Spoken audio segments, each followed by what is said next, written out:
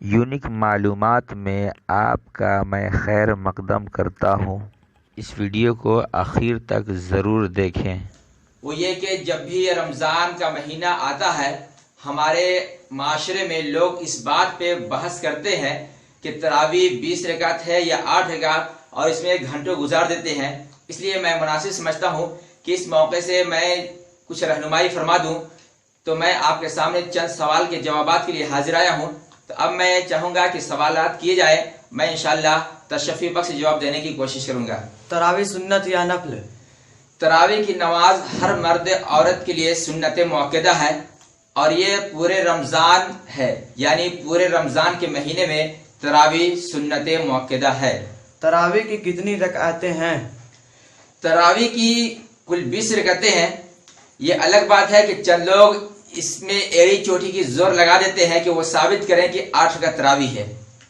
وہ ایک حدیث پیش کرتے ہیں کہ حضرت عائشہ صدیقہ رضی اللہ تعالیٰ عنہ سے مروی ہے کہ نبی کریم صلی اللہ تعالیٰ علیہ وسلم نے اپنی پوری زندگی میں رات کی نماز میں یعنی عشاء کے بعد کبھی بھی 11 رکعت سے زیادہ نہیں پڑھا۔ میں انہیں بتانا چاہوں گا کہ تراویح جو ہے وہ صرف رمضان میں ادا کی جاتی ہے، اور ہمارے نبی کریم صلی اللہ تعالیٰ علیہ وسلم جو معمول کے مطابق ادا کیا کرتے تھے وہ تراویح نہیں بلکہ وہ تہجد کی نماز ہوا کرتی تھی۔ یہی وجہ ہے کہ وہ ان کا معمول تھا اور وہ پورے سال پڑھا کرتے تھے۔ دوسری بات کہ اگر تراویح 8 رکعت ہے اور آپ اس حدیث کو دلیل بناتے ہیں تو وہ جماعت سے پڑھنا ثابت نہیں ہوتا ہے۔ اس کے علاوہ اگر آپ جماعت سے ثابت کرتے ہیں تو وہ چند دن ہے، لیکن آج دیکھیں کہ جہاں بھی تراویح ادا کی جاتی ہے، تراویح پڑھی جاتی ہے، وہاں پہ جماعت کے ساتھ ادا کی جاتی ہے اور ہر مسجد میں ادا کی جاتی ہے۔ تو میں ان سے پوچھنا چاہوں گا جو یہ دلیل دیتے ہیں کہ تراویح 8 ہی رکعت ہے، تو پھر جماعت کا ثبوت لائیں اور یہ پیش کریں کہ پورے مہینے میں نبی کریم صلی اللہ تعالیٰ علیہ وسلم نے کب جماعت سے یہ تراویح کی نماز ادا کی۔ تو ان کے پاس اس کا کوئی جواب نہیں ہوگا۔ اس کے علاوہ کہ ہم 20 رکعت اس لیے پڑھتے ہیں کہ یہ حضرت عمر رضی اللہ تعالیٰ عنہ کے زمانے سے رائج کیا گیا ہے، اور اس وقت سے لے کر اب تک کے تمام بزرگوں کا یہی طریقہ رہا ہے کہ سبھی لوگ 20 رکعت پڑھتے ہیں۔ اور حد تو یہ ہے کہ جہاں کے لوگ حوالہ دیتے ہیں کہ سعودی میں، دبئی میں یا دیگر عرب کنٹری میں 8 رکعت ادا کی جاتی ہے، لیکن وہاں بھی جو اصلی جگہ ہے جسے ہم خانہ کعبہ کہتے ہیں یا پھر مسجد نبوی کہتے ہیں، وہاں پہ آج بھی 20 ہی رکعت ادا کی جاتی ہے۔ 20 رکعت تراویح میں کیا حکمت ہے؟ 20 رکعت تراویح میں حکمت یہ ہے کہ ہم فجر سے لے کر کے عشاء تک جو نمازیں ادا کرتے ہیں جو ہمارے اوپر لازم ہے، ضروری ہے، ان کی تعداد 20 رکعت ہوا کرتی ہے۔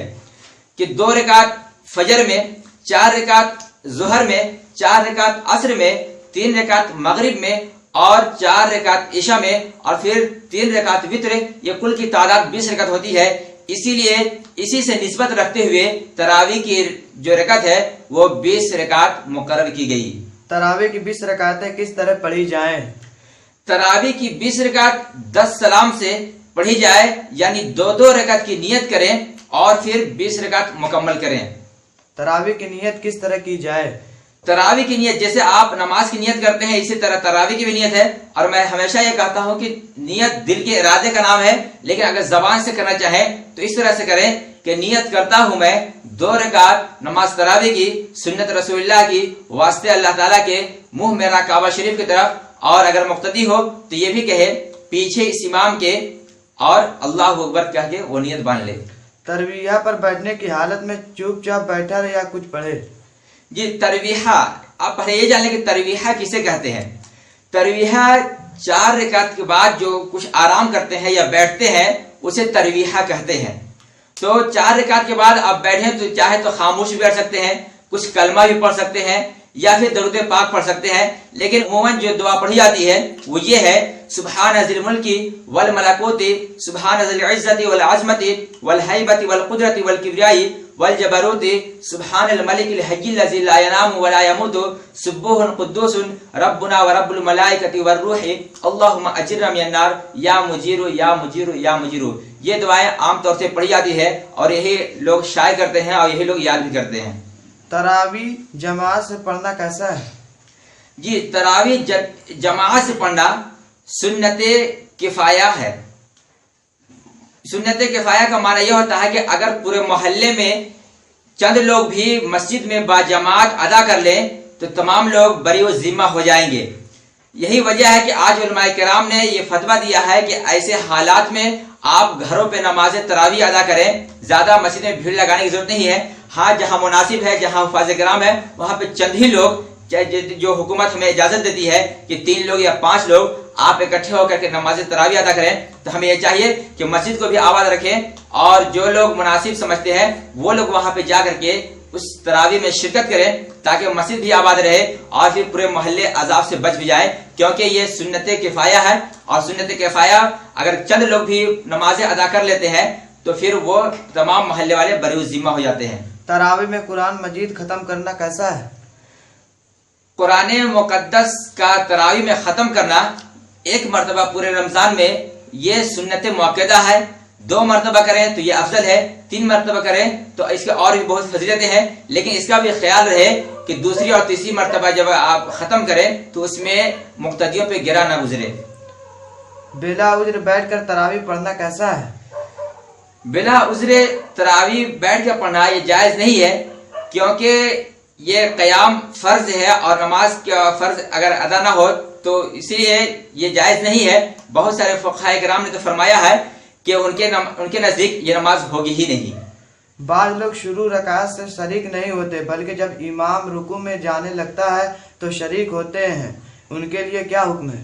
جی ایسا کرنا جائز نہیں ہے, کیونکہ اکثر ایسا دیکھا جاتا ہے کہ تراویح ہوتی ہے تو جو پیچھے کے لوگ کھڑے ہوتے ہیں وہ انتظار کرتے ہیں کہ جب امام صاحب رکوع میں جائیں گے تب ہم رکعت میں شامل ہوں گے, تب ہم جماعت میں شامل ہوں گے.